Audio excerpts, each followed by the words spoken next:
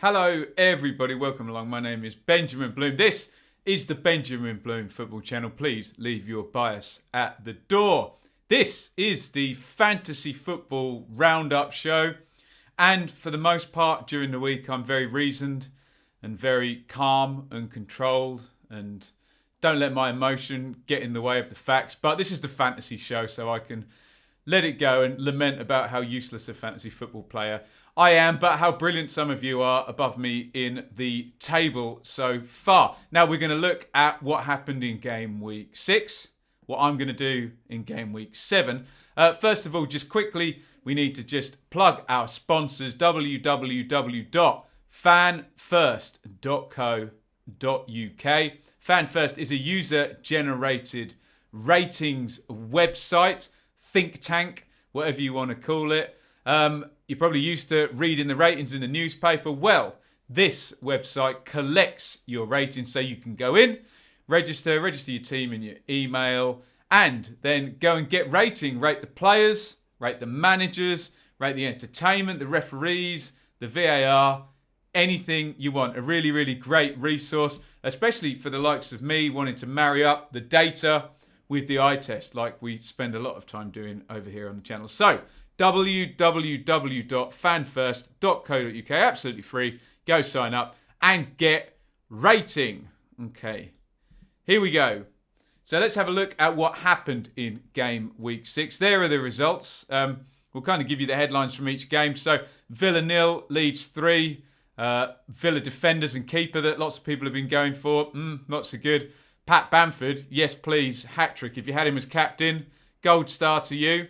West Ham 1, Man City 1. Well, I went in on De Bruyne. That hasn't worked. Man City just haven't clicked yet. I know a lot of people are going in on Bowen for West Ham. Antonio maybe as well. So there you go. Swings and roundabouts. Fulham 1, Palace 2. It was all about Wilf Zaha, wasn't it? I had a look. I didn't go in on him. Goal and an assist for Wilf. So well done if you did. Man United 0, Chelsea 0. Well, defenders maybe, but none of the big guns. Fernandes, Havertz, Werner getting on the goal scoring sheets there. Liverpool 2, Sheffield United 1.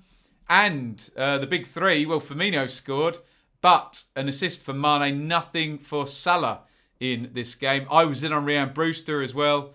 Nope, nothing doing there as well. Southampton 2, Everton 0. No points for the Calvert-Lewin and the Rodriguez train here. Well, small points, but no goals or assists in that one. Wolves 1, Newcastle 1, maybe some goalkeepers selected out of those teams. Be quite tight at the back, but otherwise nothing doing. Leicester winning at Arsenal, so Lacazette, Aubameyang, nothing doing there. But Vardy, yes, big tick. And Castagne, another clean sheet. He's up the top of the defenders scoring charts. Brighton 1, West Brom 1. I don't know who people are heavy on those ones. Burnley 0, Spurs 1. The day ends in Y, so Harry Kane and Son get loads more points. They're unstoppable, those two, at the moment. So, here is how my team went. And you can see the average points were 48. I got 47, so just meh. Just a little bit below average. You can see as well on my bench, Matt Click, I didn't select, got 5 points and would have outscored 1, 2, 3 of my front 7 there. So, yeah, not the best, really. What went wrong? Well, Pickford, no clean sheet. Robertson, no clean sheet or assist. Salah, no goal. Grealish, Rodriguez, no goal or assist for either of those. Justin and James got clean sheets at the back. That was good news. Mane got an assist. He probably should have scored. Wilson got an assist, I think, for tapping the ball to one side on a free kick. Kane got an assist, and I had him as captain. You can see there, with the 8 on Mane, I would have been better having him as captain. Hindsight is a wonderful thing and perfectly useless when you're playing fantasy football, isn't it? So that was my team. Well done, you smarty pants up there. Ringo Sarr up the top there. Matthew in second. Jack in third. Scott and then Tommy make up the top 5 in the Benjamin Bloom Football Channel League. I am in 28th and I am 22 points off the top 10 there. So not terrible, But I am trending downwards after scoring 92 points in the first week and having a hat-trick with Mo Salah as captain. There you go. I thought it was easy then. It's not. Here's my squad. Obviously, the big flashing light here with respects to next week is James Rodriguez, who, well, we'll have a look at him in a minute, may or may not play. And I've got 7.9 million wrapped up in him. I've got 0.1 million to play with, so not a lot really to work with. Obviously, there's Myazik and Douglas, who that looks messy, and it is quite messy because that's taken me to 3 Leeds players as well. So I might want to deal with that. Otherwise, I don't know. I'm pretty happy with where the squad is now. Maybe Pickford. It's been a bit erratic, hasn't he? Can I get a keeper for 500,000 less and raise some money? There is the Premier League. 75% chance of James playing next week. And they play Newcastle. So you would fancy him to get a fair bit of space in that game. Newcastle sit back, won't they? So I don't really want to take him out. And I'm assuming if it is 75% that Ancelotti would play him. So I'm thinking I'm probably going to keep Rodriguez in. And then, look, if far closer to the game week deadline that changes, maybe I'll do something off script. So look, there are the fixtures for next week. And I'm still umming and ahhing because Wolves Palace, Sheffield United Man City means that I'm probably going to put Brewster on the bench, which actually makes life a bit easier. Burnley, Chelsea, well, that's kind of good from a Reece James point of view. Liverpool at home to West Ham, and I'm still in this, will Mane and Salah accumulate more points than Kane and Son? Sorry, it's storming outside. I don't know if you can hear that down the mic. Villa at home to Southampton. I've got Grealish. Well, I want to keep him in there. Callum Wilson, Rodriguez and Pickford in that game. Maybe I've got too many in that game, but, you know, something there. I've got nothing in Man United Arsenal. And then Spurs at home to Brighton, and I've got Kane. Well, all looks okay. And then down the bottom there, Click and Justin in that game. I don't know. I just think I've got some decent matchups there. In terms of an actual transfer, because I've only got 0.1 to play with, I'm looking at releasing funds and bringing in someone who's cheaper than I've got already. And really, that only means either a goalkeeper or I try and bring in Son. But if I'm bringing in Son, that's got to be Salah and Mane out. And Liverpool are at home to West Ham. Spurs are at home to Brighton. And in terms of hedging my bets, obviously the strong Liverpool players are down as midfielders. So I've got to really keep Harry Kane in because he's been superb. I don't really know what I can move. Is there any point me moving on Douglas and Myazik when they're just going to sit there? I know there's a couple of other defenders. I could move Burr to a 3.9, but I'm losing a transfer to raise 0.1 million there. Not sure. There are the goalkeepers. So I've got 5 million invested in Pickford. I'm not getting much bang for my buck.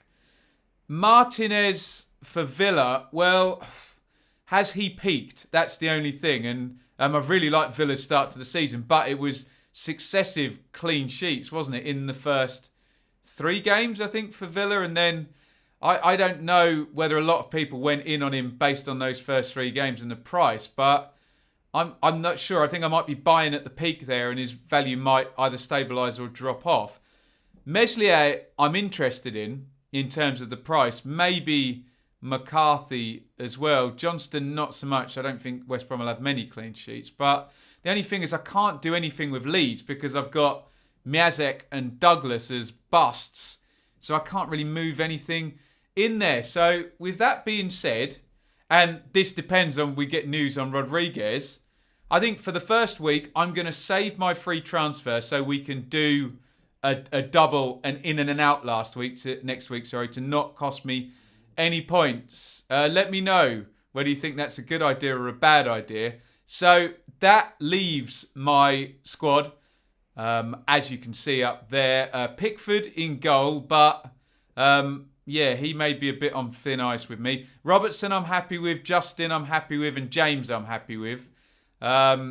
Salah, yes, obviously. Mane, there's just the, can I get Son in at some point? Maybe we might be able to next week when I've got 2 transfers.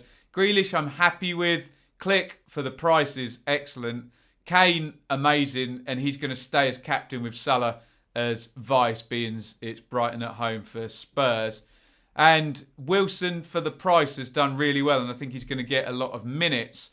I could possibly go to a solution where we go 4-5-1 at some point, being there's so much stock in midfielders or wide forwards as we kind of look at them now. So that is in my mind. Just stick with Kane up top as expensive and maybe go 4-5-1 at some point. Obviously, we need to invest a little bit in a defender at that point. But yes, that's where I'm at with it. And I'm going to leave that as it is unless we hear about Rodriguez before the game week starts. Let me know what you're going to do next week, how your squad is coming out, where you are in the division, and what you would do if you were me. But remember, if you have less points than me and you say, I would do this, that, and the other, I will just say, I've got more points than you, so no, and that in very juvenile fashion. But no, I do appreciate all the advice I get for free, especially the advice I get from people who are actually above me in the table and have more points. Put your money where your mouth is. There you go. So that is this week's fantasy roundup. Hope you're enjoying it and getting involved. One more time there, we're going to plug www.fanfirst.co.uk. Absolutely free. Go and register. Go and get rating if you watch a game. It takes 2 seconds to just dive in there and see what people are saying and see whether you agree or not. Right. Happy fantasy playing. Is there such a thing as happy fantasy playing? Don't think there is. And it's very, very stressful, this.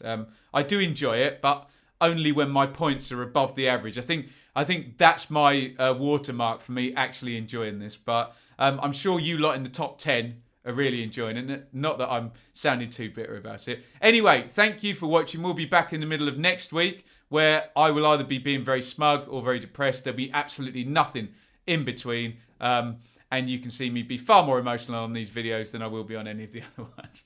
Okay, thank you very much for watching. And it's an over and out from me. Thank you so much for watching. If you enjoyed this video, please hit the like button to see more videos from this channel. Hit the subscribe button and to be notified every time we upload. Ring the bell for those notifications to come through on your device. If you really want to support the channel and me as a content creator, I will be eternally grateful if you head over to the merch store and grab something, or support over on Patreon, patreon.com/Benjamin Bloom. Thank you for your time. Go and watch another video.